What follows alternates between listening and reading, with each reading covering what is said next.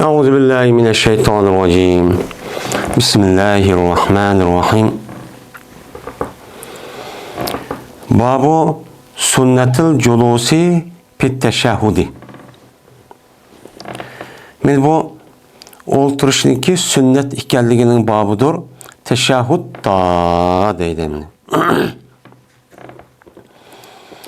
Men endi biz arandamdi teşehhudda o'ltirish qandaq o'ltirish deganlikka keldik. Mana oldingi darsimizda namozniki ruku, sajdalari, qiyom, nimani o'qiymiz, qandaq qilamiz deganlik ustida namozniki kitobi sifat salat degan shuni o'qib, ashula o'qiyotdik. Endi texaranda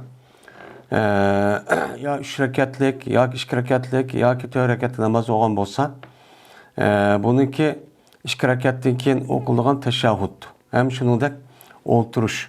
Meni qandaq o'ltirimiz, mushning ustiga cho'l nima qildik, hozir keldik endi. Hozir endi sunnatul julusi fi tashahhudi. Bu yerda ikki xil mazmunni oladi. Bu yerda tashahhud degan, tashahhudda degan gap, ya'ni at-tahiyyatni o'qigan vaqtda degan gap. Nima uchun at-tahiyyatni o'qiganlikniki o'zini tashahhud deydi desa, teşahhada yeteşahhadu teşahhuden. Yani ne oldu? Şahit oldu, guvaç oldu, guvalık berdi degan nimada ma'nida. Keyingi davrning o'zida teşahhud o'qidi yoki teşahhada deb kelsa, mana at-tahiyyatudagi yoki namozniki maxsus ya 2 rakatdan keyin o'ltirgan vaqt o'qiydigan yoki 4 rakat ya 3 rakat bo'lib qolsa, 2 qata o'qiydigan o'ltirgandan keyin 2 rakatni ya 3 rakatni yoki 4 rakat o'qib bo'lgandan keyin o'ltirdigan o'zini yoki zikr, tasbih, duoniki o'zini, ya'ni at-tahiyyatuniki o'zini tashahhud deb nima qiladi, uni da ataydi endi. Shuna bir odat bor. Endi bu nima uchun buni tashahhud deb ataydi desa, chunki uniki ichida men ashhadu an la ilaha illalloh, ashhadu anna muhammadar rasululloh deb bo'lgandan keyin şu itibardan kulniki içinde cüz var. Yani cüz itibarla fakat şu ettehiyyatınki üzerine teşehhud deb ataydigan bo'ldi, adet şu bo'ldi. Endi bu yerda teşehhud da yani ettehiyyatını o'qigan vaqti üzerine o'ltirishniki sünnet ekanligi. Bu bir gap. O'ltirishniki sünnet. Yani ettehiyyatını o'qib bo'lgandan keyin mayli 2 rakatni yoki 4 rakatlik namozniki o'zini meni o'qigandan keyin o'chan o'zida biz yalaka tashahhudni o'qigan vaqtda o'ltirishimizninki odob axloqi. Ya'ni odobniki o'zi sunnat, ya'ni sunnat degan odob degan gap. Unda o'g'andiki bu o'ltirishniki o'zi sunnatmi yoki vojibmi yoki nima? Mushning ustidagi nima bor. Unda o'g'andiki bu yerda mutlaq o'ltirish ya 2 rakatdan keyin o'ltirish at-tahiyyat o'qiydigan vaqt o'zida yoki 3 rakat yoki 4 rakatni o'qib bo'lgandan keyin o'qilgan nimalar va tashahhudlar bor. Mana shu tashahhudda mana o'ltirishniki hukmi mana nima? Mana mushning ustidagi nima bir mazmun, buning ustidagi gap. Ya'ni o'ltirishniki sunnat. Ya'ni bu nima, o sunnatmi yoki vojibmi deganning ustida nima qildi, bildirdi. Bizniki Hanifi mezhebdeki üzere, mana bu 2 rakat o'qib bo'lgandan keyin 3 rakatlik ya 4 rakat namoz o'qigan bo'lsa, buni o'ltirishning o'zini nima deymiz? Uni vojib cho deymiz. Endi bu o'ltirishning o'zini oxirgi 4 rakatning o'zida buni nima deydi? Buni rukun, ya'ni farz deb mushtaq qaraydiganlar cho'p bor. Biz endi 4 rakat namozning o'zida ya 2 rakat ya 3 rakat namozning o'zida eng oxirgi o'ltirishning o'zini nima deymiz? Uni farz deymiz. Farz deymiz. Başkalar bunu sünnet. Ya olmaydı 2 rakat namazda onun ahirki. Ya bu nime sünnet ya farz. Ya olmaydı 4 rakat 3 rakat namaz olsa oturuşunki üzü sünnet. Onunki ahirkiniki üzü meni vacip deydigan müştah nimeler var. Göz qaraş çoba. Bunu nim kıldı? Bunu çok bildirdi. Yeni bir sanedeyken teşahhud ne? Bu bir mezmun. Yeni bir sanedeyken teşahhudni o'qiydigan vaqtning o'zida mana o'ltirishniki odob axloqi. Ya'ni o'ltirishning sünneti. Yani o'ltirishda qandoq Peygamber aleyhissalatu vesselam yol ko'rsatgan. Yani attahiyatni o'qigan vaqtingizda mayli birinchi qatim o'ltirish olsun ya ikkinchi qatimdagi o'ltirish olsun, bu o'ltirishniki shakli, hay'ati, uniki surati, yani o'ltirish holati qandoq o'ltirish. Mana mushu ustida gap. Buni kelgan vaqtingizda o'ltirishda ikki xil mashhur o'ltirishda ikki xil bor. Birisi tavarruk deydi o'ltirishning o'zida. Tavarruk degan bu qandoq bo'ladi desa, tavarruk yani bir adam o'ltirgan vaqtingizda o'ziniki sol so'nggichning o'ziga yag qo'yib o'ltirib, ikki putini o'ng tarafdan chiqarib, andaki barmoqlarniki o'zining qalbiga qaratib, mundaq bir o'ltirilgan bir holat bor. Mana buni nima deydi? Uni tavarruk deydi. Bu to'g'riliqmi ham Peygamberimiz sallallohu alayhi vasallamdan rivoyat qilgan hadislar ko'p bor. Buni kim qiladi? Buniki o'zida İmam Malik rahmetullah alayh namoz o'qigan vaqti o'zida mushundaq nima qiladi? O'ltirdi deydi. Endi yana bir xil o'ltirish bor. O yana bir xil o'ltirishning o'zi biz o'ltirayotgandek. Biz qanday o'ltiramiz? Ya'ni o'ltirgan vaqti o'zida sol putimizniki ustiga o'ltirib, o'ng putimizning o'zini tayab, uniki barmoqlari qibla taraf qaratib, ana mushtaq nima qilamiz? Uni o'ltiramiz. Bu o'tirish bizdagi Hanifiy mazhabdagi nima u mashhur. Endi bu o'tirishning o'zida ba'zanlar 3 rakat namoz o'qib qolgan bo'lsa yoki 4 rakat namoz o'qib qolgan bo'lsa, yani tavarruk shaklida bundaq nima qiladi? O'ltirdi. Yani tavarruk degan varak, so'ngashning ustida o'ltirish degan gap bo'ladi. Eng oxirida anidikin mushu sol putniki ustiga so'ngashni qo'yib o'ltirib, o'ng putni bundaq o'ng tarafga chiqarib, uni barmoq nemisi qalbi taraf qarab bunda o'ltirdi degan mundaq nima va ko'z qarachi bor. Biz Hanifiy mazhabda mayli birinchi qatim o'ltirish olsun yoki ikkinchi qatim o'ltirish olsun, har kishilarniki hammasi o'xshash nima qiladi? Uni o'ltirdi deymiz. Endi yana bir o'ltirish bor. O o'ltirishingiz tarabbu, yani chadazni qurib bunda o'ltirish degan gap bo'ldi meni. Bu o'ltirishniki o'zi nima masalan, o odamniki o'zi og'rib qolibdi, unda o'ltira olmaydi ekan, yo puti og'riydi ekan, yo yoshlanib qolibdi, bak semiz ekan. Undaq vaqtda o'zida 4 chas qilib bunda o'ltirishni bo'ldi. Mesela İbn Ömer roziyallohu taolo anhudek mana o'shda o'ltirishchi bo'ldi. Endi yana bir o'ltirish. Ayollarchi. Ayollar qanday o'ltirdi? Ayollar neki o'ltirishi bu yana ikki xil. Ko'z qarachi bor. Yani 3 xil deydi asos mashhur. Buniki birisi tabarruk. Mayli o birinchi o'ltirish olsun, ikkinchi o'ltirish olsun.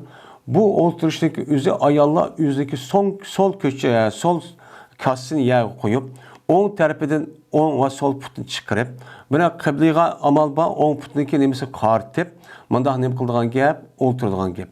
Mana ayollar mushtaq nima qiladi? O'ltirdi. Bu bizdeki Hanifiy mazhabdan mana ayollar mushtaq nima qiladi? Undan mushtaq o'ltirdi, erlik ishda sal farq bo'ladi, chunki ayolning o'zi mas'ul bo'lgandan keyin bundaq sal yepinib, bundaq tugilib degandek bunda o'ltirish kerak deb nima qiladi? Qaraydi. Yana ba'zanlar yo'q. Er bilan ayollarniki o'tirsa o'ltirish farqi yo'q. Unda o'g'aniki farq yo'q bo'lgandan keyin Hanifiy Maliki mazhabligida tabarruk aşında o'ltiraverdi.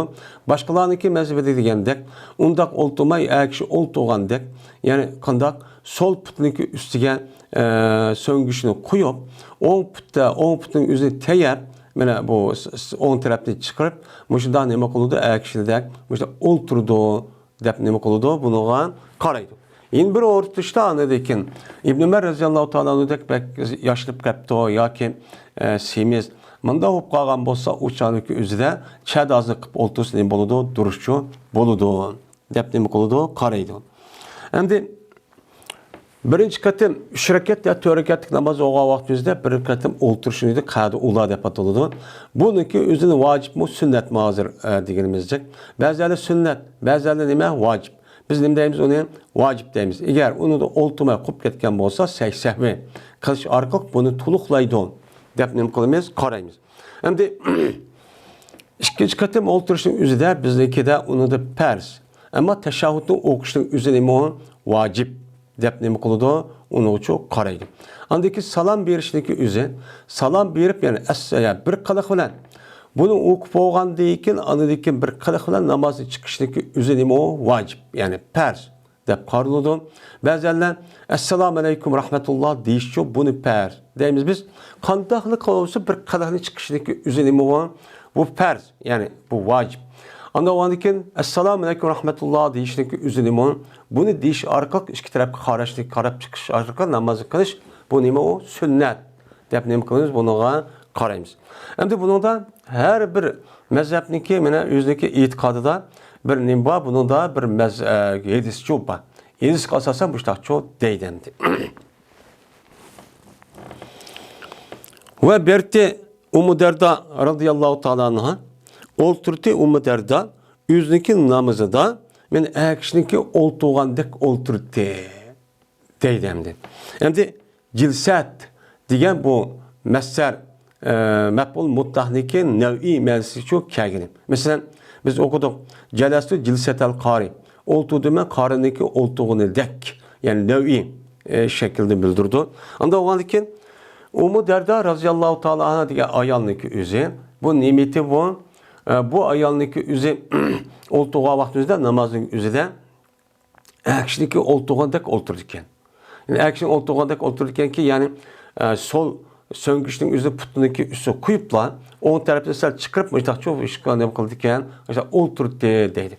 Hem de olturdu diken İmam Bukhari rahmetullahi aleyhi makep ekleyen diken İmam Bukhari'ninki göz karşı ayağındaki oturuş iş kadar fark yok. Bu ne demekçi? Hem de bu Ummu Derda diyen kim? Ummu Derda iki xil bu batıl diken. Birisi Ummu Derda Kubra, yeni birisi Ummu Derda Suğra dep atıldı diken. Bu Ummu Derda radıyallahu ta'ala anha olsa, Ebu Derda radıyallahu ta'ala ayağını. Bu sahabe. Yeni bir sahnedeki Ummu Derda Suğra'da patladıyken o sahabemiz tabiinniki katarı dinken.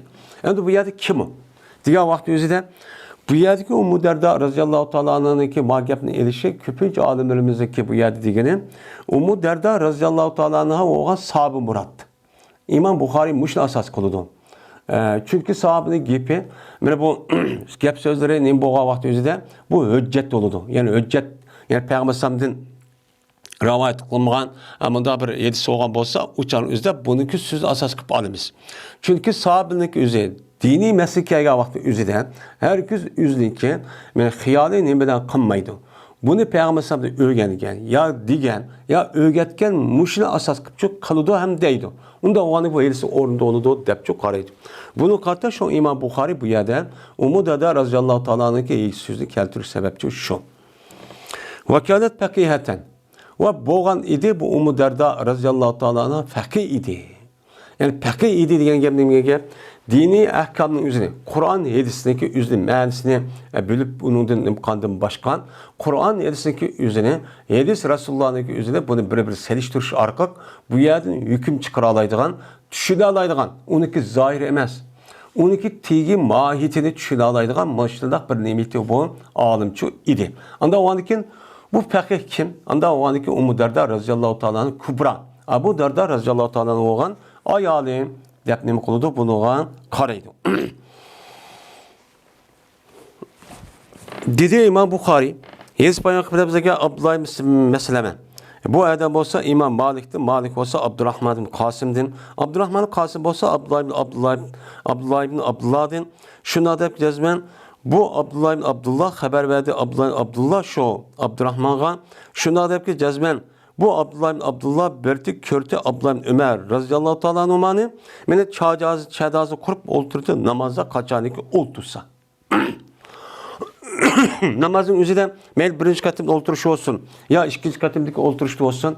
Oltuğa vakti özüde kandaklıkken çadazı kurup tört çağısı olup mıda ne bakılıktı oturdu dedi. Şundan kıldım ben bu tört çağıza oturuş diye işteki özüde var ol ki ben şu küllerde tehe yeni yaşlının ilgisiydim. Yani yeniden tehe balagat yetey diyen yeşim yaş yani yaş vaktim çok idi. Şundan muşu yaş vakti üzerinde ben ablam Ömer müştakkanlık namaz oksamışta kılağın şeydi o. Dep ben oturğa vakti çadaz kılıp otursan tosti Abdullah ibn Ömer radıyallahu ta'ala tosti. Sen onda oturma dedi. Ve dedi Gap şunu emasdir, namazdaki o'ltirishniki sünnet. Gap şunu emasdir, namazning sünneti. Namaz o'qigan vaqt o'zida o'qishdagi sunnat, ya'ni shakl shuki tikilgaysa seniki o'ng qo'ling, nimani? O'ng putoni. Va qarg'aysa seniki so'l putoni. Mushtaq qilsa bu sunnat. Sen meningda chadoz qilib o'ltirmay, o'ng putoni tiklab, meni qibla taraf qaritib, so'l putoni qarib, ya'ni so'ngashning ustida o'ltirib mushtaq qilsan. Dedi. Deganlik dedim ben, innaka taf'alu zalik. Sen shunda qilsa o desam, dedi Abdullah. Cazmen meniki ikki putum ko'tiramaydi bu ikki putum meni. Meni ko'tiramaydi, men ikki putun ustiga o'ltirman desam, u chol o'zida nima bo'ladi? Ko'tiramay shu chadoz qilib o'ltirman dedi. Deydi. Anda ondikin namazga o'ltirishning o'zi mena mushtaq zarurat bu qolgan vaqtning o'zida qanday o'ltirsa, ya'ni chadoz qilib o'ltiramdi yoki boshqa qilib o'ltiramdi bu. Ammo buniki asl sunnat hozir deganimizda ikki xil. Birisi bu shakl, birisi tabarruk. Bu endi. Dedi İmam Buxoriy hadis bayon qilib bizlarga Yahya ibn Bukay dedi Yahya hadis bayon qilib bizga Lays olsa Xolid olsa Said olsa Muhammad ibn Amr ibn Haladin. Bu kishi olsa Muhammad ibn Amr ibn Atadin. Ve yine hadis bayon qilib bizga Lays olsa Yazid ibn Abi Habib'den Abi Habib ve Yazid ibn Muhammed'den. Meni bu ikkilan Muhammad ibn Amr ibn Haladin. Bu adam Muhammad ibn Amr ibn Atadin. Şuna deb yazma bu Muhammed Ata bir o'ltig'ichi o'lti bir qancha odamlar payg'ambarimiz sallallohu alayhi vasallam ashablaridan bo'lgan bir qancha odamlar birlikda o'ltirdi. Shuning bilan pes aslidoq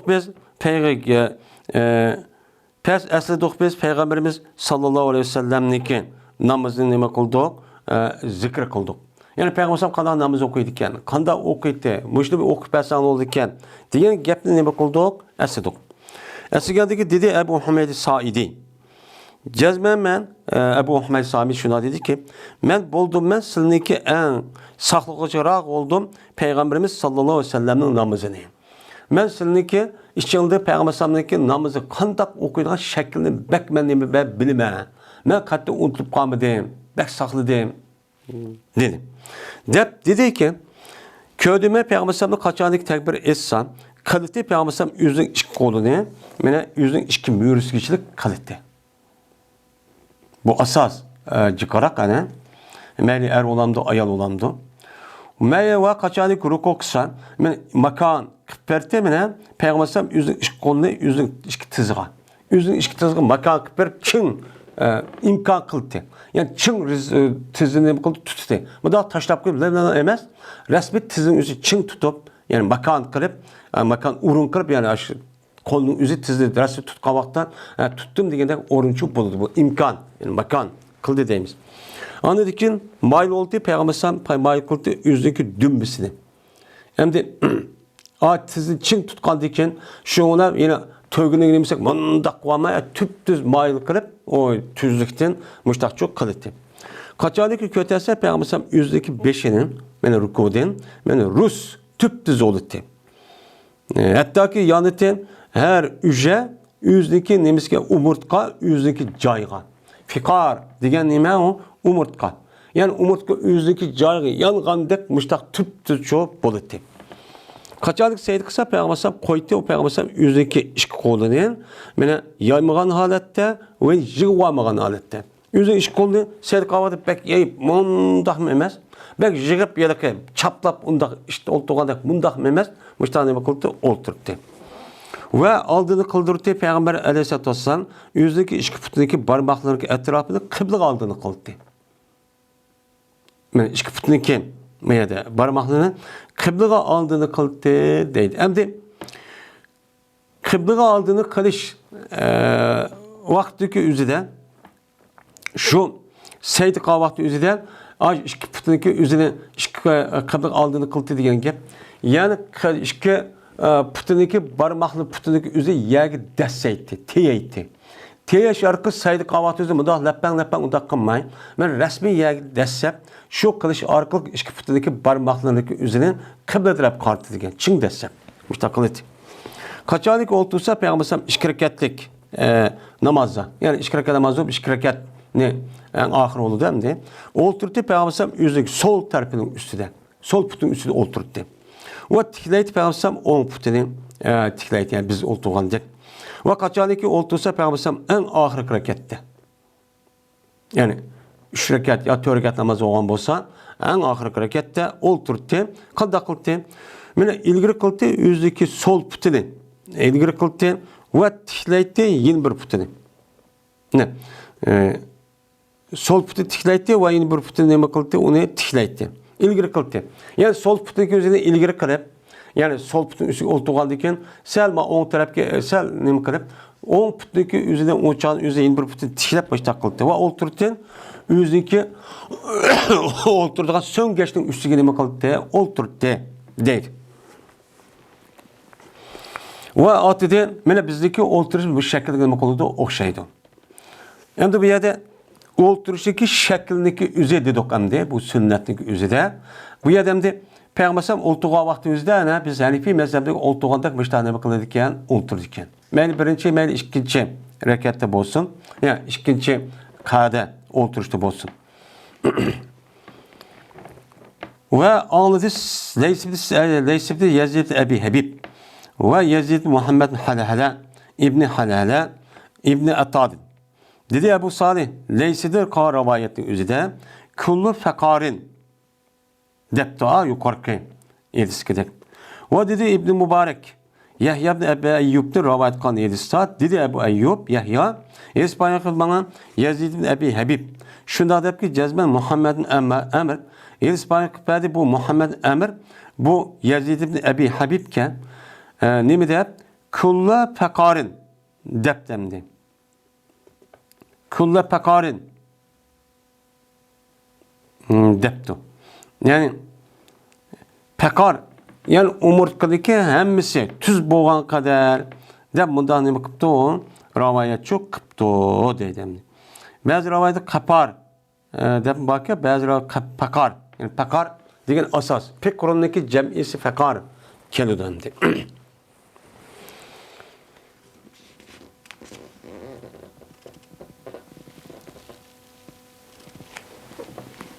Oy. Deydi. Yani o'ltirishdagi shaklicha mushundaq nima ekan? Mush shaklda o'ltirganmiz ham. Payg'ambar işte o'ltirdi, qildi degandan keyin buning asosan o'ltirishdagi o'zi, meni ba'zilar buning asosan nima deydi? Vojib. Birinchi o'ltirish o'zini, ikkinchi o'ltirish o'ltirimiz uchun bo'lmaydi ekan degan nima chiqdi. O'chan o'zidan meni gapga chiqdi ham deydi.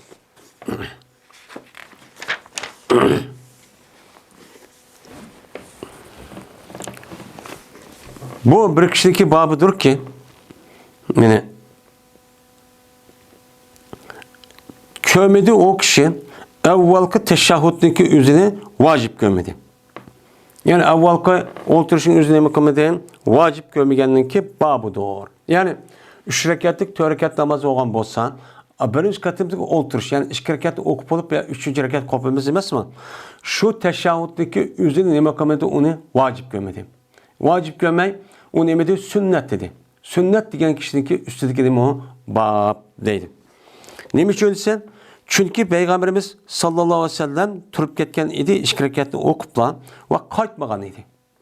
2 rekatni okupla Peygamber sallam kup ketipken. Kup ketkendikken ya Resulullah sınırlı 4 rekat namaz 2 rekat okupayla bu bomba diye vaktinde kayıtı yine Peygamber sallam yalakı neyme kılmay yalakı teşahhüd oturup o neyme kılmay onu ki kandak kıldı onu ki sehve kıpla tüketip gitti. Yani demek bu birinci katım oturuştaki üzün imemezken bu yedisi kasasen Peygamber sallam ma yedisi kasasen bu vacip emezken şu muşu yedisi tutup bazılarla evvelki oturuştaki üzün neyme deydi onu vacip emez.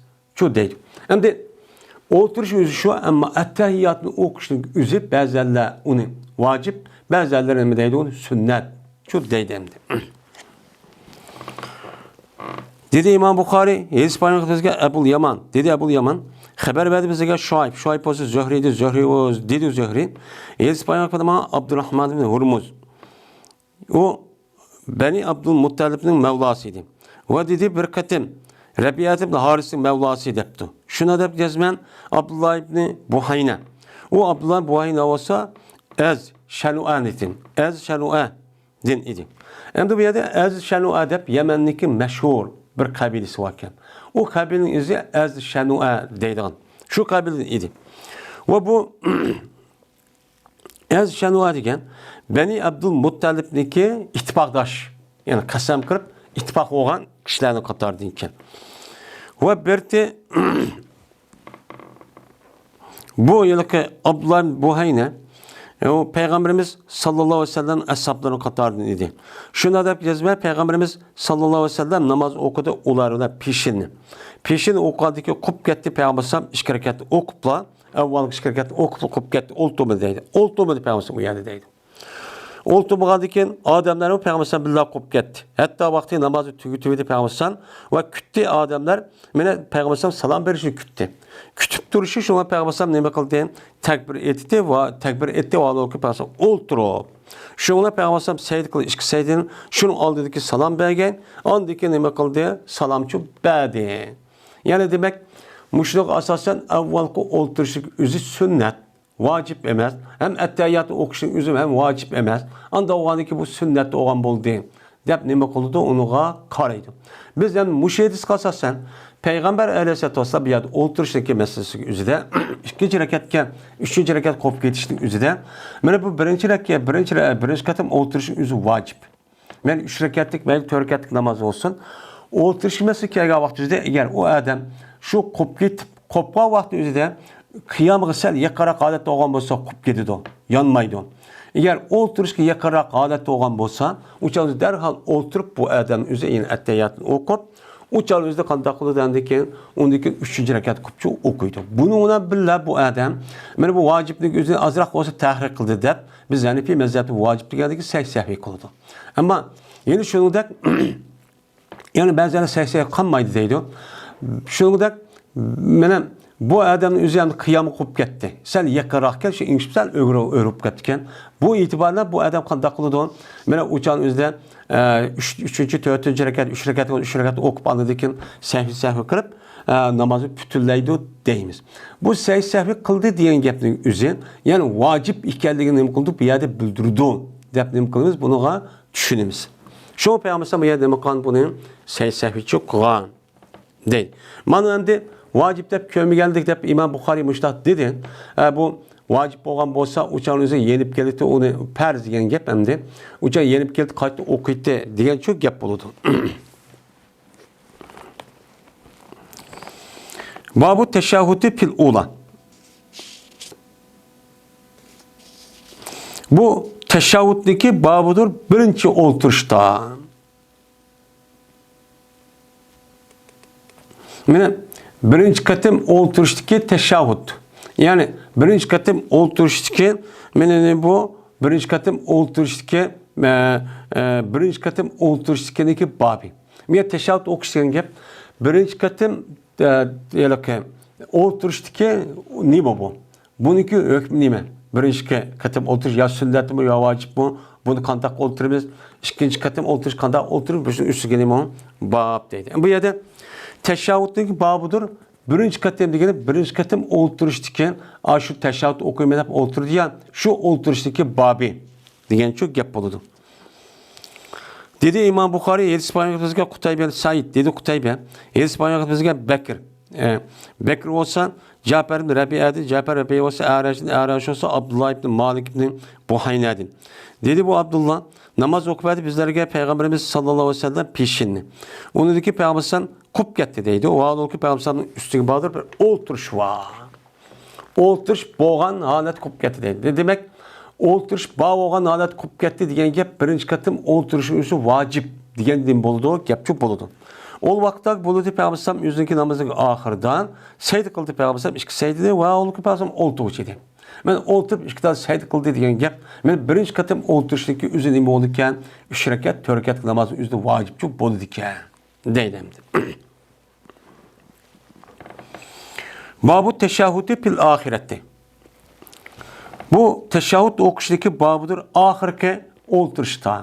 Yani ahirki oturuştaki üzerinde ahirki oturuştaki üzerinde etteyyatını okuş. Bu nima?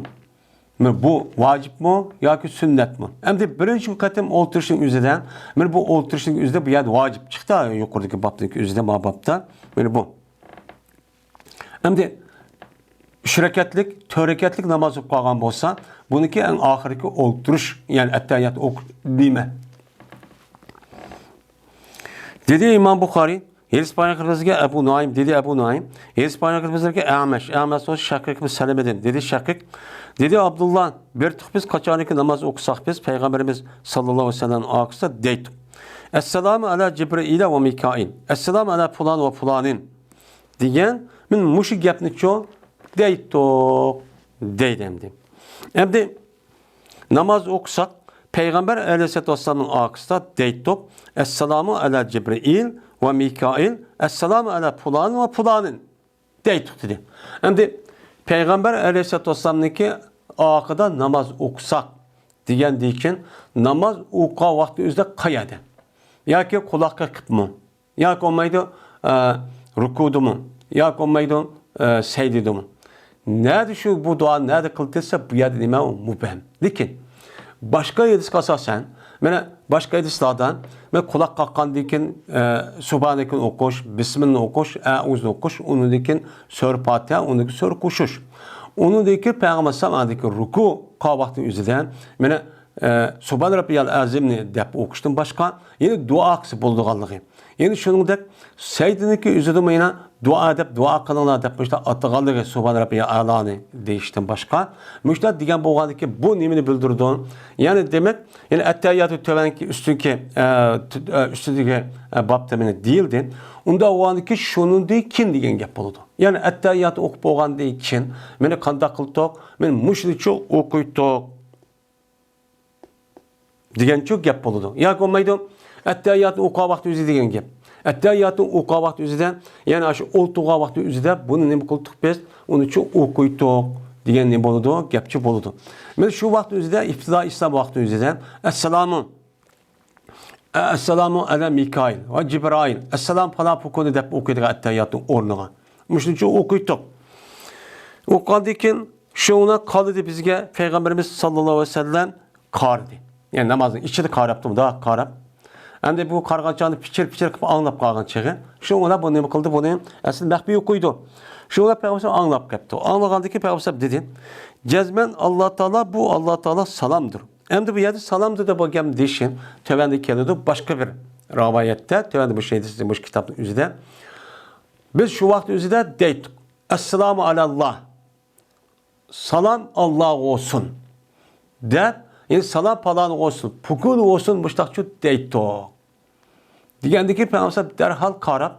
Onda demenla. Çünkü Allah Teala'nın ki üzerime salam. Allah Teala'nın yüz salam boğanı ki yüzüge hem de salam desek bu çok bulmaydı. Ne mi deyimiz uçan yüzden? Mene Esselamu Aleyküm ve Rahmetullah. Ya ki Esselamu Ettehiyyatü denler. Dep maniço diyen iba tüvende rabayt var. Şu an Allah nemidir o? Salamdır. Yani cezmen Allah o salamdır demeyen gep. Salametçilikteki ilgisi. Bütün hatır cemlik, tinçilik, amanlık ve bihatlerliğindeki ilgisi olan zat kim? Allah. Onda olanken Allah berdi o bihatlerlik salametçilikinin. Onda olanken Allah beğendikin bendelerindeki üzügen salametlik üzü Allah olsun dep. Onda dişlik üzü bu nime o doğrucu emez. Onun için size Allah'a nime Esselamu alallah. Allah selam olsun desen için bulmaydı. Dedi. Kaçalı kiminin senin bir anla namaz oksa. Yani namaz okusa diyen gepteki üzüde mi ne? Namaz okudu. Ka vakti üzüde. Bu yerdemde aviyat edigenimizcek. Her yanıki üzüde bir namazın neymi okuyduğallığı yukarıki babda hemen şu değildi. Onda o anı biz teşahhüdün üstü kitip bağan diken. Yani İmam Bukhari'deki de hazır. Ahırgı teşahhüdün okuş. Mesih kelgen bağan diken. Bu kança mesela 3 rekatlik, 2 rekatlik, 3 rekatlik, 4 rekat namaz olan bolsa en ahırda olduğu vaktin üzüde. Digen neyim boludu? Gepçu boludu. Ya olmaydı. Namaz okup kasanlı namaz diyeyim. Okup ben ahırgı yagi çok kesanlan. Oturup. Bu şey kesanlan. Danlan. Ne mi deydi o? Danlan. Ettehiyyatu lillahi ve salavatu ve tayyibatu. Esselamu aleyke. Eyyühen nebiyyü ve rahmetullahi ve berekatuhu. Esselamu aleyna ve ala ibadillahi salihin. dep müştakçu dağına. Cezmen sile kaçarlık onu disana mene yetken buldu bu duanınki üzün her kandak bir bendeki yaxşı idi asma mazımında. Benim bir şeyde mene Esselamu aleyna. Allah'ın selamı bizlik olsun. Ve düşünüldük Allah'ınki yaxşı bendilik olsun diyen deyken uçanda Allah'ı Cibril, Mikail, palan pokonum demiş anlamı. Yani bu umumu olan bir levzi olmalıdır. Hemen neyimi konuda öz işkici alıdı. Mesela o konu. Yine eşhedü en la ilahe illallah ve eşhedü enne Muhammeden abduhu ve resuluhu. Yani müşrinin neyimi kanalına denla. Dep, yani Peygamberimiz sallallahu aleyhi ve sellem müştahane bakıldı dedi. Deydendi. Benim müşri edis kasasen en ahirki olturuşdaki üzere etteyyatın okuşun üzere o vacip. Peygamber işte disun diyen deyken bu nime buyruk oldu. Buyruk olgan deyken en ahirki vakti üzere bu nime oldu o vacip. Çok bol değil. Yani bazılarına birinci katip ki olturuş dememez vacip. Çünkü o yapılmagan deyken değil. Bazılarına ne deydi mesela Hanefi mezhepte o diş vacip. Tepnem kılımız o çağrı yüzden bunu çok karayımız. Yani etteyyatın ki değişikliği üzerine bazıları sünnet okuşun üzerine oturuş vacip. Tepnem kılıda onunla karıcı açtık çok karaydendi. Bu yerdemde ettehiyyatun. Ettehiyyatü diyen gap. Ettehiyyatü diyen gapın üzeri tahiyyatun dediğime yani ki cem'isi. Tahiyyatü diyen gap hayya yuhayyi tahiyyeten diyen salamladı. Yani salamladı o Adem'e diyen çok gap oldu. Hem de salamla tahiyyatın farkı salam diyen fakat has. Salam diyen bir has olup böyle dinimizi gösterken bir muayyen bir lebzi var. Şu lebzini bir Adem, yeni bir Adem'e diyen bolsan onunki üzün ne deyimiz onu salam deyimiz. O kavim yani mümin Müslümanlar birbirine salam körüşken vaxtınızda yani hoş bolğan bir gapni deydi o nime Esselamu Aleyküm. Yani Esselamu Aleyküm diyen gapni üzü bir salam buludu. Bu salam neymi? Bir salametçilik yani Allah Teala din bütün insanlığa silgiçi bolsun. Allah'ın hatırcanlığı, Allah'ın amallığı, Allah'ın bir xatarlığı, hatırcanlığı, ubdallığı, yaxşılığı yani silgi olsun depkan bir neymi bu? Duayı nime? Dua olğan buludu. Yani bu nime o salam. Ama tahiyyat diyen nime? Tahiyyat diyen am. Meyli o bir adamla görüşken vakti üzerinde ya Esselamu Aleyküm'den ya olmaydı başka ağzı çıkan dil vatkan magiyaptın başka bir mahlukatların ağzı çıkan nersi olan bolsumun yani bu nersinin boğumu tahiyye dep atıldı şunun da yani namaz kirga vakti üzerinde mescid kirga vakti üzerinde tahiyyat mescid neymi degen gap bu mescid salam berişniki namazı diyen bolu döndü. Mescid kirga vaktimizde mescid salam verişinki bu neyimiz tehiyyesi değil. Bu salam demeydi yani. Bunu tehiyye dedi. Şunu da canlılık ve cansız nesneninki üzüge karta bir nesne diyen bir halet var. Bu nesneninki üzü neyme deydi onu tehiyye deydi. Ya olmaydı kişilerinki otursa da ben Müslümanlar otur salam vermezsin vay yaxşı mısın mesela. Ya ki olmaydı merhaba ya ki andan bundan desek bununki üzerine neyme deyimiz onu bununki üzerine tahiyye deyimiz. Tahiyye deyimiz. Ama onun ne diyen olmaydı ona salam diyen olmaydı. Çünkü salam diyen gap Esselamu Aleyküm ve Rahmetullah diyen Allah'ınki 99 sıfırdaki birisi olan ve salam ibaret olan bu salamın neyme o? Has. Bu söz çok has. Adamlar bu yerdeki tahiyyetle neymidir? Allah içindir. Yani bu yerde ettehiyyatu der min müştak dedi. Yani bu yerde ettehiyyatu müştahneme kalanlar denlan. Yani bütün tahiyyatniki hemmisi. Bu yerde bir gene hazır diyelimizcek. Bütün tahiyyatniki hemmisi ki bütün salamlarniki hemmisi kim içindir? Allah içindir. Çünkü bütün salametçilik, bütün yaxşılık, ubdallığınki hemmisi kimniki? Allah'ınki mulki. Bunu inik bilişimiz gerek. Çünkü her nesneki üzerine Allah Teala yani şu nesneki üzerine hatırlayacağımdık yani bir xatarlık, ubdallık, rahat, paragatın beğenmişse o çalızı o adamı akanç ve salametlik bol mendisimi kılamaydı onun küçücüğü yetmeydi. Yani bütün dünyadaki mevcudattaki nesneki hemmisi göz görünsün, görülmüşsün çok küçük her kandak nesneki üzerine Allah'ın nimisi o mulki. Anda oğandikin, men bu yerdeki salam neymi bu yerde? Men Allah Teala'ga mahsus olan salam. Yani bütün salamların hepsi Allah'ıdır. Allah din berdi o, bütün neslen yüzüge hatırlayacak Allah çok berdi o. Digen neymi de oldu?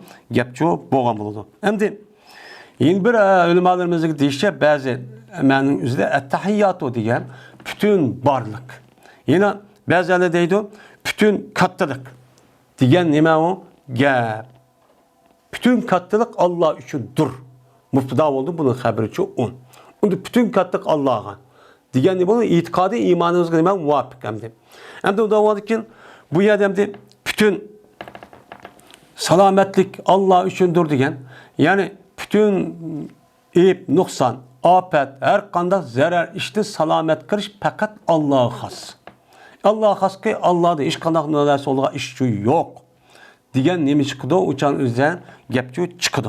Bu men nem kılımız uçan üzden bunu çok bildirimiz hem de. Bunu da çok bildirdim. Depçi deyimiz hem de.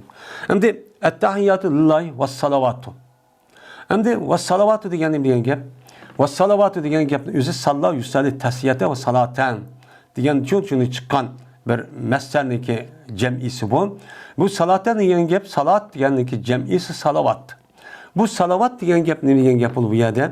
Bunun bir kança ölümanlarımızın nemisi var. Bu yerde mensup var. Bu yerdeki salavat diyen gepnin üzü biz 13 kilovatkan namazda. Şunun içinde cem'i keltirişi. Şunun içinde perz, vacip, sünnet, musab, boğan barlık nefli namazlarını ki hemisi kimi hastor Allah içindir. Namazın üzerine Allah'ın başka hiç kanına bir adam okuşkucu bulmaydı. Fakat Allah için ne kılımız bunu okuymayız. Diyen ne buldu uçan üzerine gepço buldu. Yeni bir sigana diken bunun mənin üzerine salavat diyen ne diyen gep buldu namazlar asli. Namazlar oğan namaz diyen gep ibadet. Bu yerde de namazların hemisi diyen gepnin üzerinden bu yerde cüz'ini zikir kırıp kulunu irade kanı kataat olup yani ibadetler. Bütün ibadetlerdeki hemisi kimi hastır? Allah'a hastır. Çünkü Allah bütün kainatı yok yerden barkan, iğdaçlık kıvatkan ve o nesne üzeri terbiyelep ketkanı iman o zat. Anda oğandıkken bunu karta bütün kulçuluklarının hemisi ki bu has oluş gerek? Allah'a has oluş gerek. Onun Allah'a karşı buluş gerek ki onun başka hiç kandak bir mahlukat mevcudat kan yani ibadet kılıp çokurup onu harınıp o yerde zabur onda zar buluştaki üzülemez peşanne bütün vücudu koyup karışıyor hata. Bu nime şirk. Yani bunun için müştah nime oldu. Bunun da müştah şu deylendi. Hem de yine bazı adımlardaki üzere yani es-salavat diyen gepin üzere rahmet. Çünkü salat diyen gepin üzere bizdeki kitapla okuğa vaxtımızda ve salatu ve selamu ala Resulullah diyen vaxtımızda Allah Teala tarafı kelgen rahmet. Dep ne kılımız? Maniçi etimiz. Bu itibardan bütün rahmetlerinki hemisi kimi hastır? Allah hastır. Diyen müştahinin oludu, mani oludu. Deydi. Bütün rahmet zaten Allah'ınki. Zaten o bütün mevcut hemen neyse.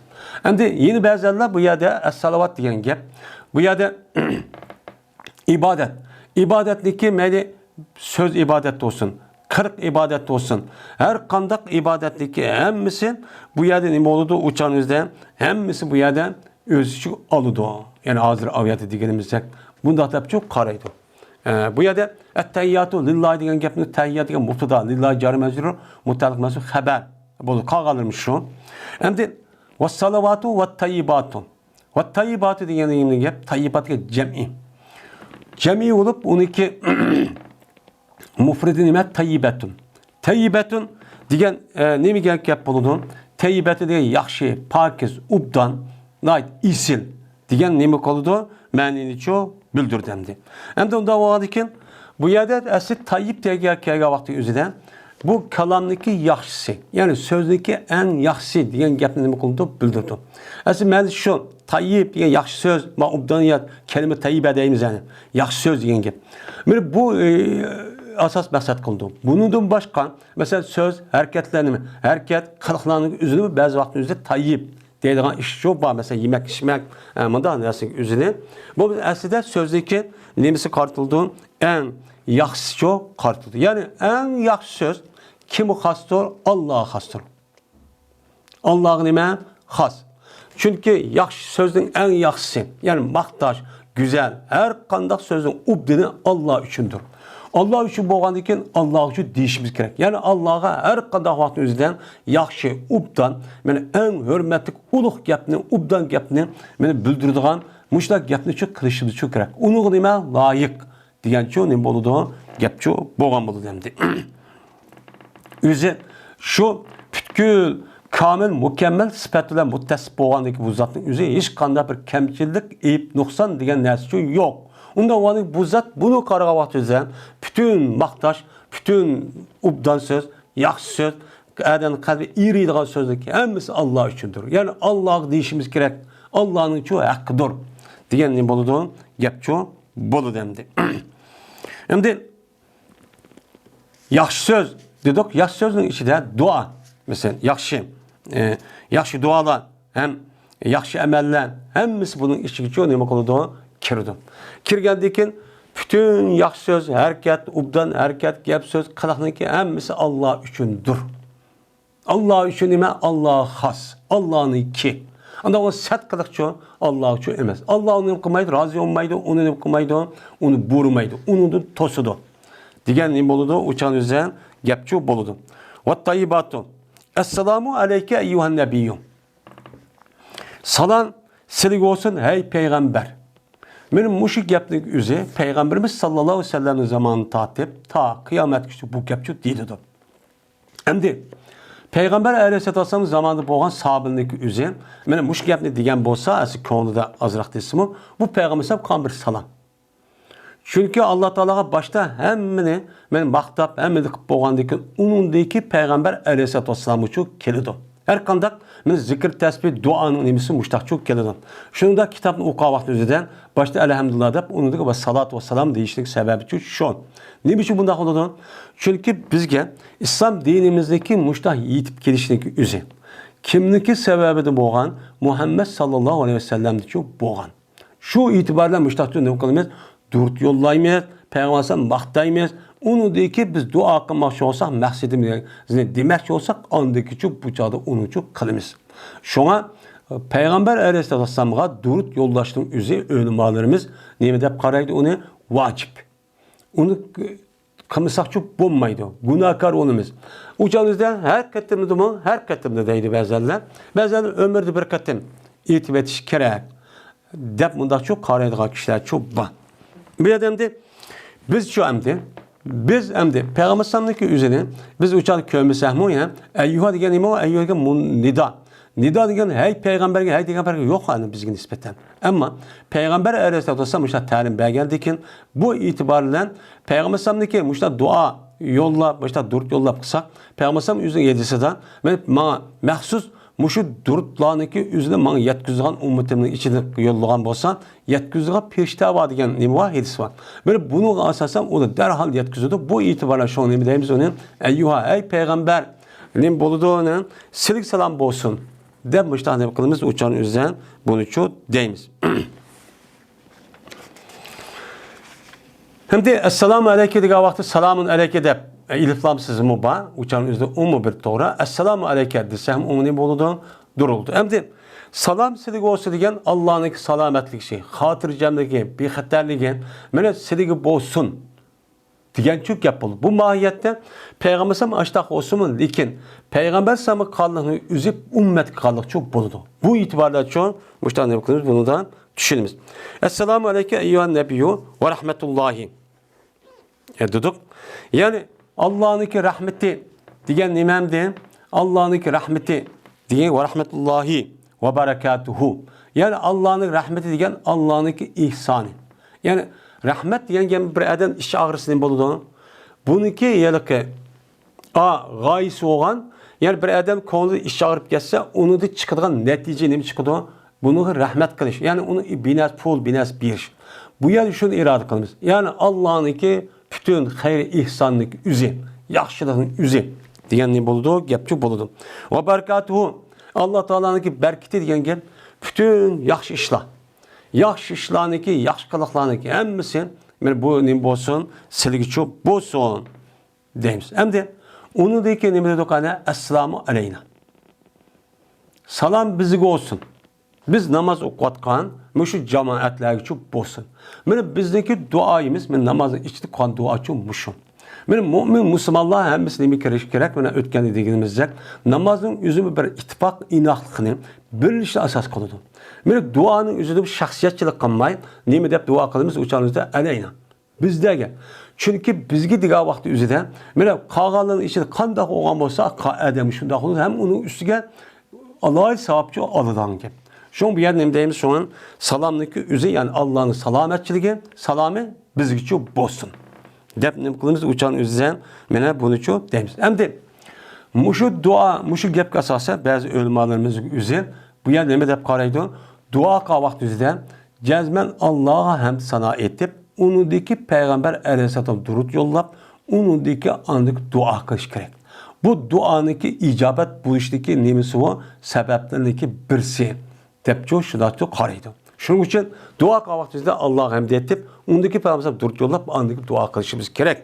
Dep muşluğa meşo dua muşluki sebebidir meştakço neme kıldı bundan deydemdi. Şimdi anladıkken Esselamu aleyna ve ala ibadullahi salihin. Ve ala ibadullahi salihin. Ve salam bolsun kimgen? Allah Teala'nın ki bendeleriki yaxşı idi. Men Allah'ın ki yaxşı bendelerinin üzüge bunu uçup bolsun. Bu yaxşı diyen kim? Salih diyen kim?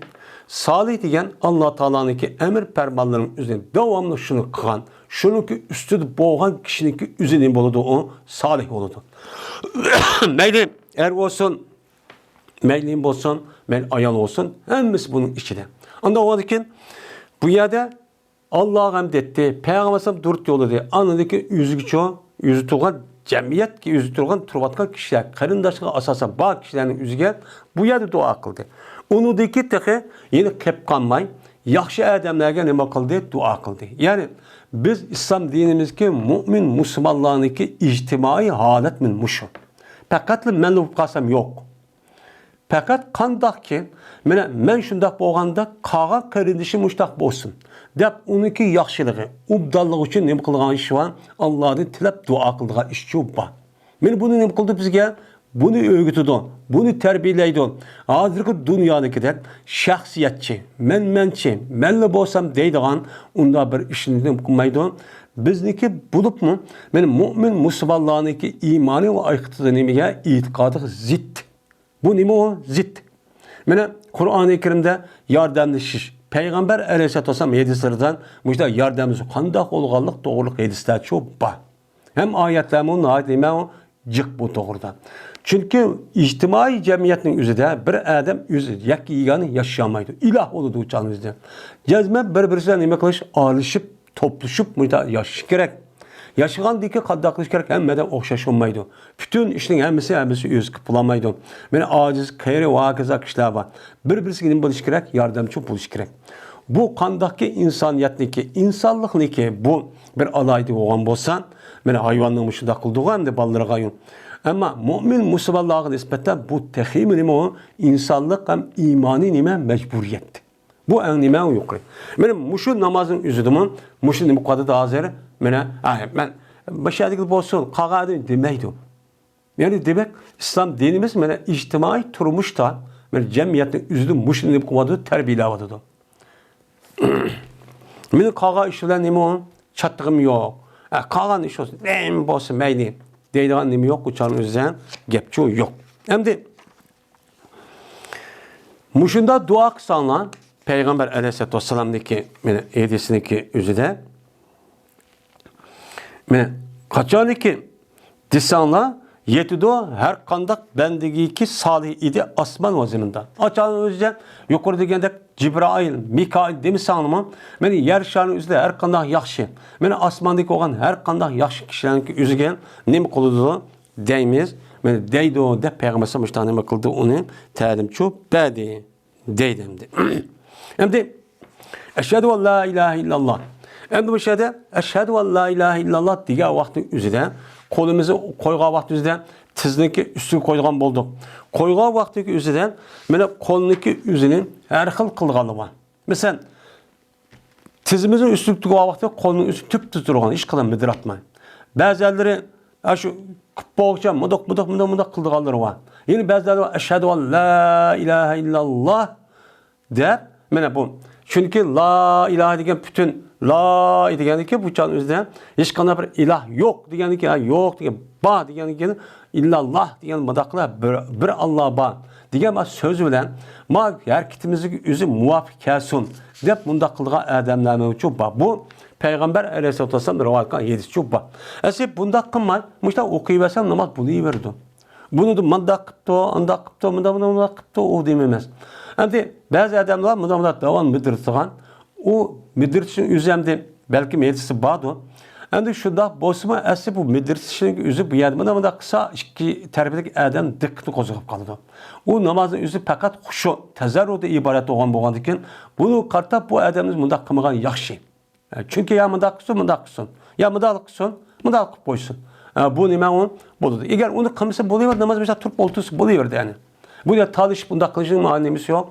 Yo'q. Bu shu qadahnikin şu işniki, şu adamga qandoq yetdi. Qayerda ayetdi şu anlagan his asasen. Hem imanı düşünceye asasen qildigan ish.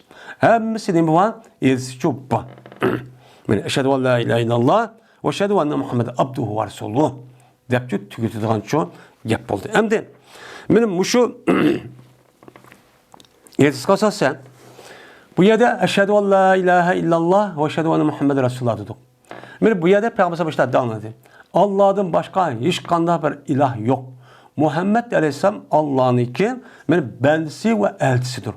Bende oluş bir gap, onundaki elçi oluş bir gap. Bunu nima qilaman men guvohlik beraman degan çok gap bo'ladi.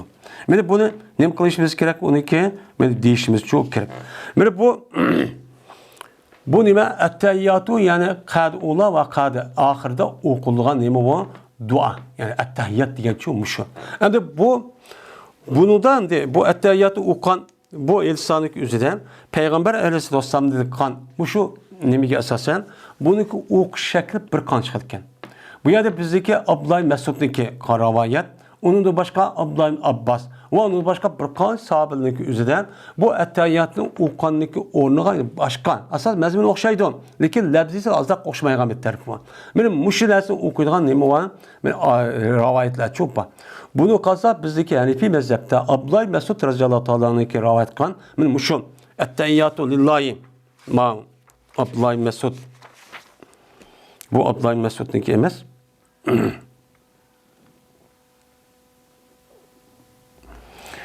Dedi Abdullah İbni Mesud de. Abdullah Mesud kim? Abdullah Mesud radıyallahu ta'ala'nınki mutlak kega Abdullah Mesud irad kılımız. Biz muşun kılımız asas çıkıp okuyumuz. Kağallar mesela Şafii yani benim mezhebim üzeri Abdullah Abbas'ınki rivayet kan bir hadisi var. Etteyyat okuyduğun onu zekavat dep işte nem kıldan rivayetler. Bunu nem kıldı? Bunu asas kıldı. Biz bu şunu çok okuyamayız. Dedi çünkü bunu kan okusak buludu. Lakin ayet işitivatkan lebziniki üzeriniki lebzi kıska ma'nisiniki naiti kengri naiti pek cik mezmun öz içigalı qarab bu adam özgü düşürüp andaki bunu qarab ma'ni okuyumuz anı için okuyumuz deydiğen müştahinin bu köz qaraş var. Bu yerde kan okusak çok buludu. Lakin biz hem de ma'niki yelik balağat pasahatlik bir tarafı var. Ma etteyyatlıki Abdullah Mesud, Abdullah Abbas ve başka sahabındaki şu ravayetin üzerinden işletken lebzininki üzü birbirisi çok okşamaydı. Menzil okşusu mu? Lakin az, ma'ni cikkeliş, ma az eriş diyenlidir. Bu itibarla en yaxşısı biz Abdullah Mesud radıyallahu ta'ala'nınki çok depçu mucu tercih kılmışsın.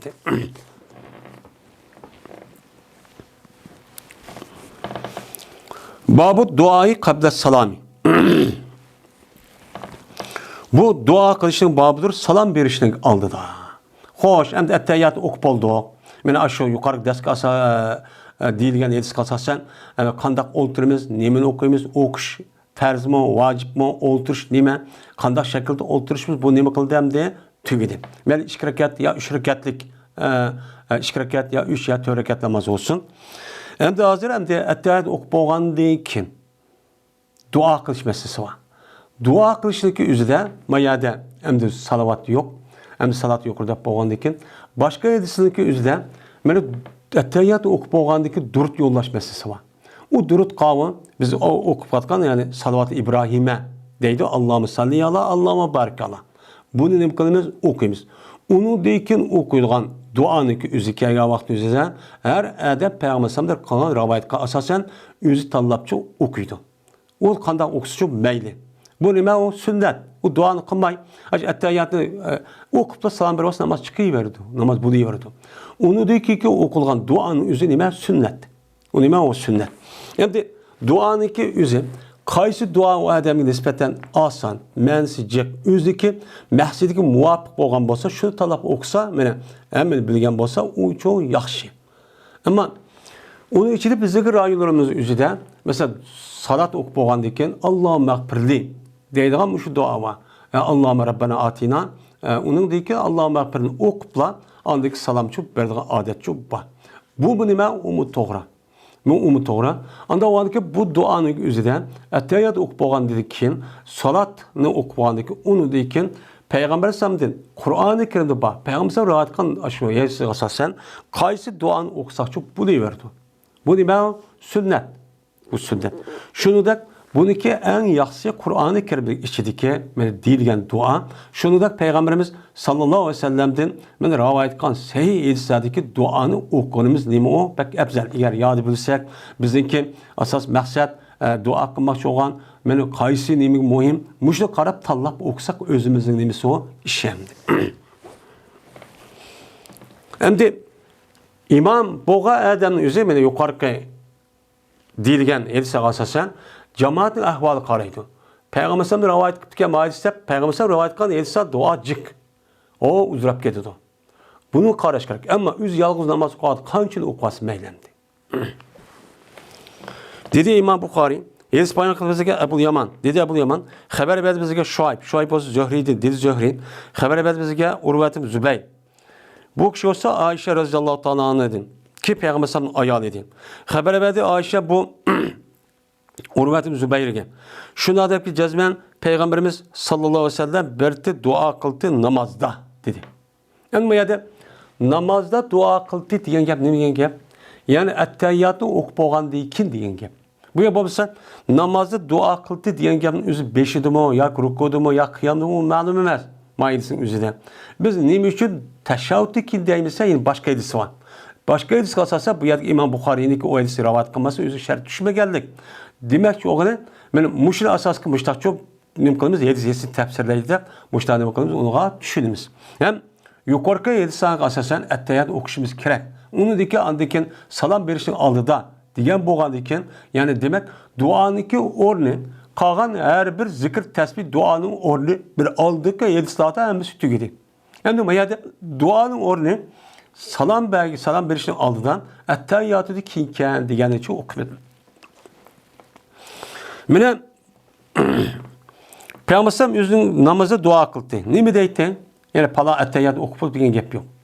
Allahümme inni auzubike min azabil kabr ve auzubike min fitel mesih deccal ve auzubike min fitetil mehya vel memat ve fitetil memat. Allahümme inni auzubike minel ma'sem vel maghrem degan muşu duanı nima qildi? Attehiyat o'qib bo'lgandan keyin muşu duanı çok qildi deydi. Endi bu duada ne bir gap ma'nosi? Ey Allah, cezmemen, silik sig'iriman, qabriniki azab edin. Bu yerda qabriniki azab edin, siligmen ey Allah sig'irimanki Allah qabrinin azabını cezmen bo'ladi. Bu azabdan meni saqlab qolsizlar degan nima u gap. Yani demek men mushu hadis qasasan qabrda cezmen azab bo'ladi. Bu hadis demek meşhur hadis. Bu yerda Mu'tazila va Qur'onchilar va hokazo kabirde azap olmaydı deydi. Bu neymiş kan? Çünkü bununki itiqadıda kabirde azap olur diyen gap, azapdaki oradaki dözek. Dözek oğandaki dözek kirişdeki aldıda azap oldu diyen gap. Allah Teala adil oğandakin adil buluş sıfatı uçağınızda azap uçar işkip kalıdı. Yani bu itibarla biz edisi bozum unumayız. Yani kabirde azap olmaydı. De o'zidagi vahmiy quvvat, ya'ni aqlimni ishladim, men aql bilan tafakkur qildim deydi. Men mushni asosan mushtaqchu deydi. Ya'ni demak, men mushni sahih yetishga asosan qabrda nima ekan, azobchu bor ekan. Ham payg'ambar ham mushnichu o'zichu o'qib ekan. Unda o'g'an ekan, qabrda bo'lgan azob nima deymiz, uni haqchu deymiz. Veyna pana taraf qilman, beqilman, sig'ilman ey Alloh, sizga Mesih Deccal'niki fitnesidir. Mesih Deccal. Mesih Deccal degan kim? Hem de fitne degan nima? Men azapni o'qimiz hamda. Azap degan yani Adamni qaqshitadigan, dard yetkazadigan ash narsa o'zi arabcha nima? Azap. Uyg'ur tilimiz azap deb o'qigan bo'lib ketdik, ya'ni qaqshitadigan narsa degan gap. Endi bu yerda fitne degan nima? Bu yerda sinash. Bu yerda nima? Sinash. Asli lug'at ma'nosi ya'ni ixtibor, tavlash deydi. Bu lug'at ma'nosi asli tavlash. Tavlash degan nima degan gap? Ya'ni tümi bir askerahning o'zini jingmu jam. Men rasmiy buni o'tga silib, tavlab, andikan bir mezgildagi rasmiy gang bo'lgan tümining o'zi xolis bo'lgan o'zi qilib, uni qo'shib qolgan gang bo'lgan narsa o'zi o'tniki qiziqtirish bilan chiqib qoladi. Bu nima deydi aslida? İptinan, yani fitne depço ataydan. Evet, lokat mez etlimiş şu. Kin anıdikin bunu andaki sınaş, günah, şirik, her kıl günah masiyet, muşunda uğruş talaş, muşun nesi yüzüge hem miskini mi kıldı bunu işletti. Niçin? Çünkü bir mümin Müslümana nispeten men muşunda devamlı aldığımızda günahınki işi çıkıp duruşu, günahı aşağı duçarıp kalışın. Bulup bu hazırki zamanın üzerinden bir yaxşı ubdan yaşayamasak aldığımızda her kıl tosağılanın buluşundaki üzeri bu adamın üzeri resmi hakiki mümin emas mı dep bu bizginin boğan nerse bu sınak boğan nerse. Men muşunda biz tavlanıp resmi onu kılmay itikadımız ve ahlakımızdan özümüz saklap ütüp geçsek anladaki hakiki takvaçı bulduğun gibi. Hem de adamdaki yaxşı yama ikkalligini o'zi kengri zamonlarning o'zi bilinmaydi. Mana azab uqubat, musibat, o'sha qiyinchilik ahvollarning o'zidan ondaki odamning kim ekanligini biladi. Bu nima o? Tavlash bo'ladi. Unda o'g'anki siz kengri zamonlarning o'zida hammangiz dikildab namoz o'qib, "Voy, masjidga borman" deysiz. Mana yaxshi ubda, yaxshi vaqtingizda nima qilgan vaqtingizda sog'-salomat, mushda hamma ish bo'lgan vaqtingizda yugurib borasiz. Ammo siz bu rasmi yolg'onmi? Bunun için andaki Allah Teala sizge onu karşı anladıkken uyat her xil musibet, her xil azap, uqbat keltiriş arqılıq andaki sizlim qılağına gap, tallaydıgan gap, tavlaydıgan gap. Tavlap andaki ma'adam, men resmi ma'adam öttü. Yüzdeki qavatkan itikadi ve imanı da resmi rasadıkken ma'adam. Yalğancı emesken tigi-tigiden uğurluşuptu. Bunu asasen yani aşk kandak, günah, masiyet, haram, aşta işkesin bulup hazır devinin üzerinden yalğancılık kımısak pul tap kullanmaydı. Kazzaplık kımısak, aldımısak, muşundak koymasak bulmaydı. Muşundak mansak, iş kılımızda, ticaret kılımızda haram alışıp kalıdı. Anda dep, mınıdak bulması demek onu taşlap, capa tassam meyle kişkiren hayatı da muşundak mağalının üzerinden buludu.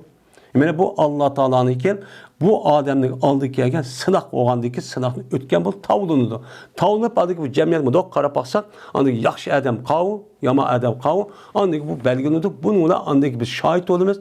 Qalan mevcuda şahit oludu. Onun da iken perişten yazıdın. Şundan o dünya bağavatında bundan hüküm kılıdı. Bunu qarab başı Allah mandak Adem'ti dep Allah bilsin mi? Onu çok undakça hüküm çok kılmaydı. Bunun ne kadar emniyet köstüp andaki köyden mi? Dep andaki bu ölçem seplandı ayette sotucu şu kılıdı. Bu nime oldu? Fitneci buldu. Hem de Mesih Deccal. Mesih degan nime? Mesih degan gapniki o'zi slash degan şu ma'noda oldu. Endi bu yerda mesela yemsah mes degan yani Arapçanın asl lug'at ma'nosi silidi degan gap. Mudoq bilan silidi degan gap. Unda o'g'andikin bu Mesih niki lug'at ma'nosi Mesih degan sildiga ba'zilari bu yilki İbrani tilden Muşa degan gapni mundaq yo'tkilib kelgan bir narsa deb ishlat deydi endi. Asosi bu yerda Mesih degan sili degan gap. Sili nima chiqqan? Chunki bu oxirgi davrning zamonning o'zi chiqadigan Dajjalning o'ziniki bir ko'zi yo'q. Bir ko'zi silangan. Ya bir tarafi yo'q, yeni bir tarafi şu bor. Nasat görünüşü. Mana bu itibarla şu Mesih silangan adam, yani ko'zi silib yo'q qilingan adam degan şu gap bo'ladi. Yo'q bo'lmaydi. bu Deccal'nınki üzü bütün yer şarındaki hemmesi bağımlığa yere kanmağandı ekan. Yani bu itibara sılı için demek Deccal. Yani bütün yamanlığı Deccal demek kazzap degen gap, aldamçı, koymiçi degen gap boludu. Yani bu itibardan bu yer şardaki bütün yerin hemmeye kanmaydı. Hemmeye sılap berip oldu. Bu itibarla onu ne deyimiz onun Mesih deyilgan işçi var. Ama İsa Aleyhisselam kelgan vaqt özü çok ma'ni çok emas. İsa Aleyhisselam'daki nimish qunda deydi desa, sılanğan degan gapning o'zi Mesih deydimdi. Degan gapning o'zi chunki İsa Aleyhisselam tug'ilgan vaqt o'zida mushundaq yağdak naydi bir şekilde mushundaq sılanğan bir şekilde mushundaq tug'ilib ekan. Ham İsa Aleyhisselamning tug'ilgan vaqt o'zida hech qanday bir shayton mındaq bir sançıp bir narsa qılamat ekan. Bu sılanğan, yani bereket ilahi bilen bu sılanğan bir adam degan nima bo'ldi? Gap bo'ldi. Ya bo'lmaydi. İsa Aleyhisselam'daki Mesih deyişdeki üzü hürmet, uluk degan ma'nida ekan. Bu itibardan uni Mesih İsa Aleyhisselam Mesih deydi. Şu an Hristiyanlar Mesih deyişi üzü için şu. Biz deyimiz İsa deyimiz hem de. Hem de o yerde Deccal. Deccal degan nima? Deccal degan gapning üzü asli yalğançı, aldamçı, kızıl göz degan gap. Bu lügat ma'nosi şu muşum. Yani ahdi qara qarnaliq aqibati degan gap bo'ldi. Endi bu lügat ma'nosi muşum. Ama muş itibarda Deccal'ın yüzü Peygamber bir hadisinden 30'dan çıkıyor değil. 30'dan çoğun Deccal hemdi. Yani ma Deccal degenin yüzü muayyen bir şahs olup, yani ahir zamanda çıkılan, bu ahir zaman çıkan vakti yüzde bunuğa naat yaman. Bu hemen nasip oldu yani. Bütün yaxşının hemini qıp berdi. Qıp bergendeki nadan adamını okup bulamay. Buniki hemen nasip kıldığındaki şunu kımısak bulmay cennetke ekirgende ma taraf dözak, ma taraf cennet müjde ekirgendeki toz kösetgendeki şundan insan mandaqsa cennet kese yaxşı turmuşa erişsen de böyle bütün işlerin hemisi çok kaldıkken böyle bu itibardan xalqni aldap müştaq kıldığan şu vaqt özüden her qandaq men degan adam dinden chiqib qaldıkken. Böyle belki hazırki devrinin yüzü buluşu mümkün. Hem Deccal'ın muayyen bir şahsi nemiz bulmuşsa onun sıfatları bazı. Böyle kodumuzu var, üyümüz var, bütün yani işte hem yer kaplap gitti. Kaplap gitti bu bir fitne.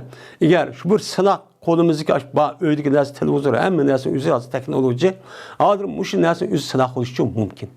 Biz hemmesi meli hak bolsun bomuz kolumuz hem neresi çıkıp gitti adıma telefon deyilgan bir neresi. Belki şu mun bunu uqmaymiz. Yani başka ayet kalsasan muayyen bir şahsi. Men muşuda nima qilgan ey Allah'ın men ahir zamanın üzerinde muşuda bir fitnesini nima qilgan saqlagan. Men bunu seni bekliyorum.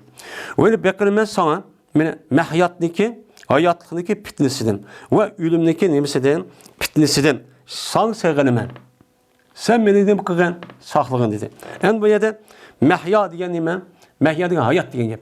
Yani hayat yaşaydigan vaqt. Yani biz tirilip, toğulup, ölgen kadar boğan aralıkta men özümüzdeki itikadi, ahlakı, ibadetke karşı turduğan her xil nesle günah mesela her xil tosalgılar oldu. Bu tosalgılardan biz Allah meni nima qilgan onu saqlagin. Onun için kıldığıma deydi. Emniyette azimine bizim yaşavatqa devrimiz bu vadıdı. Yeni bir sağladıkken memat, ölüdüğün cay bu mesele mimi. Yani ölüdüğün nime? Yani ölüp mevt. Yani ölgendeki bir hayat var. Bu hayatın fitnesi var. Onu da nima qilgan saqlagin. Bu nima deydi o? Bu kabirdeki azap deydi. Kabirdeki sual deydi o. Ölümanlarımız. Yani şu ölgendeki mu her xil sınav oldu bizge. Şu sınavda mesela münker nekirindeki sualı. Diğerde de müştah nimeler var, sualı var. Bunu da ben sana nima qilaman? Sevgilaman degan ne boludu? Gapçu boludu. Ey Allah cazmen sevgilaman sizden ma'samdin. Ma'sam degan nima? Masal mimi yani günah işleştin. Günah qilib qilishtin. Her qanday bir ishdagi günah bo'lgan ishni qilib qilishtin men sizga sevgilaman. Siz meni nima qilsan? İslam dinimiz hata, haram deb paketga ishdagi o'zi qilib qilishimizni saqlasana. Ve mağremdin kazzab bo'lish. Endi mağrem degan nima? G'arima, g'arim degan kazzab bo'ldi degan gap. Mağrem degan gap masal mimi kazzab bo'lmoq degan gap bo'ldi. Ya'ni kazzab bo'lib qolishdim, men sizga nima qilaman? Ben sizdan so'z sevgilaman dedi. Endi gunoh bo'lib qolishdagi o'zi kazzab bo'lib qolish bilan aloqa nima? Gunoh bo'lib qolish am. Kazzab bo'lib qolishning o'zi ham muslim emas, u gunohchi emas. Kazzab bo'lib qolib qazib berib bunda qilsa u gunoh emas. mana bir odam qazo qilib bir normal ish, lekin qazo qilishlikka ahvoni ko'pincha odamlarniki o'zini gunoh ish qilib. Shuning uchun payg'ambar buni nima qilgan? Bundan mana panda talab chiqqan. Ya'ni demak siz nim bo'lmang, qazo bo'lmang. Qazo bo'lmay, siz o'z kuchingizni tayinib, o'z harakatingiz uchun mana ishinib, sizga Alloh taolo qolgani o'xshash aql, mana fikr bergandagi badani sog'lom bo'lsa, o'g'on siz ishlang. Hamma odamning rizqini Alloh taolo kim yeyapti? Kim olsa shuni qilib. Unda o'g'on mushtaqchu qiling degancha gap bo'ladi deyin birisi. Unda o'g'onkin mayada debdi payg'ambar bir odam. Ma aksara ma nastaizu minal mag'rib. Nima ko'p qildi? Unda bilmaslik sen qazo bo'lib qolishdan panoh talab qilsa. Uning mundaq sizlar o amaliyat qazo bo'lib qolmagan. Ammo sizlar nima uchun jiq qilibdi deb payg'ambar jiq deb bu duoni. Qandiki bu nima uchun siz bu yerda qazo bo'lib qolishga asosan o'g'at duoni bakchi qildi ya Rasululloh. Degan vaqtingizdan dedi payg'ambar. Jazma bir odam qachon qazo bo'lib qolsa qanday bo'ladi? Qazo bo'lib qolsa. Mana bu odam qazib qolgan yolg'on so'zlaydi. Nima so'zlaydi qazib qolgandan keyin, qazin egi so'rab kelgan vaqtda pulimni ber desa, "Voy beraman, meni beraman, at beraman" deydi. Men so'zlaydi, so'zlagandan keyin yolg'on gap qiladi. Uçağınızda yolg'on gap qo'yib, rostisiga uçaqda qazo bo'lib qolishniki nima qilish yo'q. Uçaq panoh talab qilish yo'q, u hatto yomon ish uchun emas. Ammo yomon taraf o'g'ini, mana qazib qilib, qo'di yo'qib qilib, Andaki yalgan gap qilishgan, meni qahni aldashgan, va'diz to'mashlikni nima qildi? Apurdi. Men mushu sababdan shu qazniki bub qilishning o'zidan payg'ambar noyatibek nima qilgan? Ta'limchi buni chiqchi talab qilgan. Bu talab qilgan o'zi payg'ambar o'zi qazo bo'lmasa, biz ummatga buni nima qilgan? Buni ta'limchi bergan. Unda o'g'andiki biz amal bor, qazo qilishlik ishiniki o'zini saqlashimiz kerak. Unda o'g'andiki Benim muşunda bir qazo bo'lib qolgan odamning o'zi gunoh bo'lmaslik sabab bo'lish, gunoh bo'lishgan, mana sabab bo'lib qolmasligimiz uchun bir odamga qazo bo'lib qolsak, hadidimiz ya chin tutmaslik kerak. Chunki bir odam yeni bir odam qazo urib turdi degan gap, men mak pulni o odamga berib turish orqali men buni savob olaman degan gap bo'ladi. Allah bana mukafat vermen degan gap. Qandaki Qur'on o'qisak, zikr tasbih etsak, bir odamga yordam qilsak, mana Allah nima berdi bizga? U dunyo savob berdi deb qiliqlik. Shundan bo'lgandan keyin bir odamga pul yirib turishning o'zi buniki mukofot bu odamdan emas, va bu dunyoda emas. U dunyoda Allohning oldi bo'lgan vaqtning o'zida men buningda olaman degancha gap bo'ladi. Mana bundoq bo'lgandan keyin bu yaxshi niyat bo'lgan bo'lgan qazo yirib turgan odamni bunchalar unda qazoniki o'ziga gunohkor bo'lib qolishniki o'ziga sababchi bo'lmasi kerak. Mana ashta bu qolgan vaqt o'zini nima deydi? Hadidin ziyoda ching tutib unda qilishga bo'lmaydi. Va inkana zuasarati pamasirati nima? Panazirati ila maysara. Agar qazib qolgan bo'lsa, boy o'g'onga qadar kechirilish kerak debchi nima deydi? Alloh taolo Qur'oni Karimda shu deydi. Endi qazo odamning o'zi amaliyotda yo'q bo'lgan bo'lsa uçak şuna olurdu. Ama ameliyat batırıp qazniki yüzüne bu adamın yüzü bir imkanı batırıp koyun. Ben mesela uçağınızda el metlu nime zulmü. Mene qazni berip durup imkanı batırıp ben megenin yüzü zulüm. Nime zulüm diyen gap? Aynı zulüm diyen aynı haram. Yani zulüm diyen nime? Uruş, tıllaş, qahni hakkını yeveliş, mene oğurlap yeveliş, hemmisi haram te. Anda oğaniki bu nesin üzüm haram diyen gap. O adam beriş imkanı batırıp beğenmeyenin üzüm diyen gap. Yani asıl bu adam pulu emez, bu adam mulki emez, adamın mulki. Onda oğaniki berip imkanı batırıp beğenmeyen gap.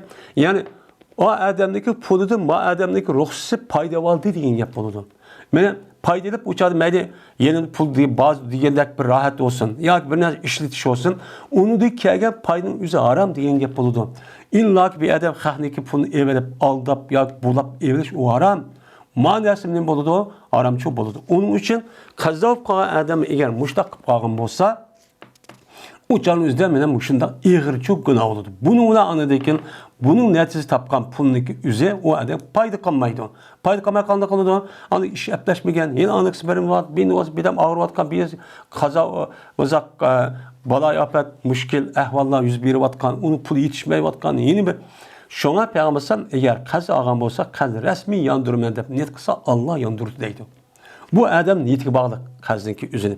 Eğer ben onda qılmaydım, ya ben da qıldım dese uçun şu bəməydən Belki gelmeyin. Şu ona günahının üstü günah olup. O işi öğrenmeyi andık bir içerininki. Kazzap olup, aldanmış olup şunu. Şu Peygamber'san mene ve vaadi kıldı, şuna ne kıldı deydi Peygamber'san o adamga vaadisi hilafetçilik kıldı. Bu neme ağır günah. Yine İmam Zühri'yi rivayet kıldı dedi. İmam Zühri haber bana Urve şuna da cezmen Ayşe radhiyallahu ta'ala dedi. Anladım Peygamber'in mene pana talep kıldı. Üzün namazdan fitneti deccaldın. Endi manudamdı fitnetil Mesih deccal bakken. Ma rivayette fitnet deccal Mesih yokken. Bunu din pana talep kılığını şu köydüm. Yani demek Etteyyatı okup oğandakin eğer maşı duanı biz yadı bilsek muşşanın üzeri yadı edip bunu için okuşumuz çok buludu. Okusak çok buludu. Dedi İmam Bukhari İspanyol kılıçlarına Kutaybe Said dedi o Kutaybe. İspanyol kılıçlarına Leys olsa Yazid Ebi Habib'din bu kişi olsa Ebi Hayir'din bu kişi olsa Abdullah ibn Emr'din. Bu kişi olsa Ebu Bekir Siddik radıyallahu ta'ala anh'din. Şunda da ki cezmen Peygamberimiz sallallahu aleyhi ve sellem dedi. Şunda da ki dedin Ebu Bekir Peygamber sallallahu öğretken bana bir duanı kime dua kılma o dua bilen benim namazımda. Benim namazımda okuyduğum bir duanı bana öğretseler dedi. Dedi Peygamber sallallahu digin. İyi Allah cezmemen yani Allahümme inni zelemtu nefsi zulmen kesiran ve la yagfiru zunuba illa ent tagfirli mağfireten min indik ve rahamni inneke entel gafur rahim. Diyen min muşu duanını bakın muşu okuyun. Senin namazında muşu duanı çok kıyın dedi. Hem de yani demek etteyyat okup boğandaki salam verişlik ağırlıkta yani durut yollap boğandaki muşu duanı kısahmı çoğu buludu. Onu da başka duanı kısahmıyla İmam Müslim'deki, İmam Tirmizi, Abu Davud katarlık alimlerimizdeki rivayet kan hadis kitaplarda yani hadisler var ve dualar var. Onu okusahmı çoğu bolu dendi. Yani buradaki mensi İyi Allah cezmemen benim nefsimke daha cık zulüm kıldım. Endi Ebu Bekir radıyallahu ta'ala kandak hemimiz biliriz. Peygamber aleyhisselatü vesselam kalsa en katı kişininki ikincisi şu uzattı. Benim muşu zatka peygamber muşu duanı kıl. Aslında Ebu Bekir radıyallahu ta'ala'nın yüzüge zulüm kılga adam emez. Meni çoğun günah katı emez. Şek olan küçük günah esi yok bu adamda. Bu veli, bu evliya, bu siddik. Endi bu adamın yüzüge işte dua kıl deyip öğretti. Yani demek biz çok. Yine mağfiret kılmaydı günahlarını fakat sen. Günahlarını fakat sen mağfiret kılsan. Bu nayet mühim. Bizdeki Müslümanların itikadıda her kandak bir adamdaki günahı yani Allah'ın aldığı bu kalan olsa bunu günahını küçültüren fakat zat kim? Allah. Kalan dindikilerde Hristiyan başka dillerdeki adam o apu kılamaydı. Günahını küçülemaydı. Hiç hakkı yok onunki. Mağfiret kısa ya Allah bana sizinki öz tariflerde boğan bir mağfiretin çok kısala. Ve rehim kısa bana cezmen sile fakat ben de rehim koğuçu ve mağfiret kılıç durula sile. Dep müştak çok dedi. Müşridi okusa namazından dep. Ben Ebu Bekir radıyallahu ta'ala anhu'a ben Peygamber aleyhissalatü vesselam müştak ne bakıldığın ben şu talimatını çok badi. Anda o anki salam bergendiyken ben teatiyat okup ben durutnu okup olgandayken muşu duanı kısam nemiken duruska deydi. Ve ahir davana enelhamdülillahi rabbil alemin.